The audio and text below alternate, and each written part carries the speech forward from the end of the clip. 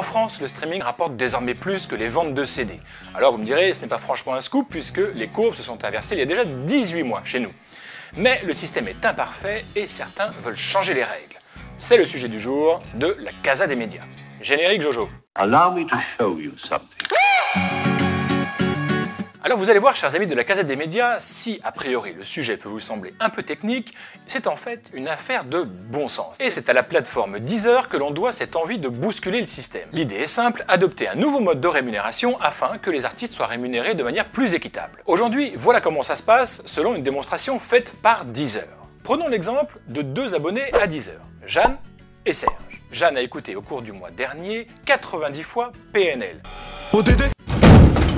Serge, lui, n'a écouté que 10 fois Michel Sardou. Dans un lac du Connemara. Selon le système actuel, basé sur les parts de marché, PNL va recevoir 90% des revenus issus des deux abonnements, contre seulement 10% pour Michel Sardou. Je hais ce siècle. J'aime pas du tout.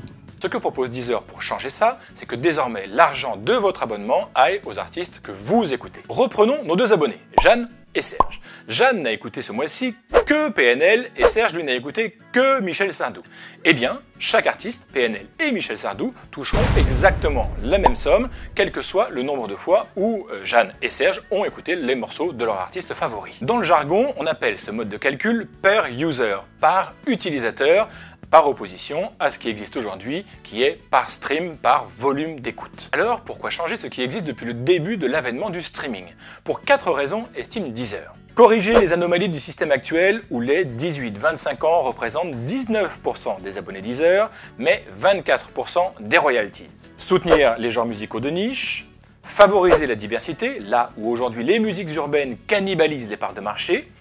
Combattre la fraude, les cas d'artistes générant artificiellement des écoutes a souvent été évoqué dans la presse. Seulement voilà, malgré cette idée de réforme a priori sensée, aucune des principales maisons de disques ne soutient cette initiative, en tout cas officiellement. Pourquoi ? Eh bien parce que depuis quelques années, elles ont massivement investi sur ces artistes de musique urbaine, alors si les modes de calcul, donc de rémunération, venaient à changer, elles pourraient avoir du mal à se rembourser. Mais major ou pas major, à la Casa, on soutient cette idée et on vous encourage à en faire autant. Hashtag streaming équitable, c'est le hashtag pour faire passer le mot. En vous remerciant, bonsoir. To those who can hear me, I say, do not despair.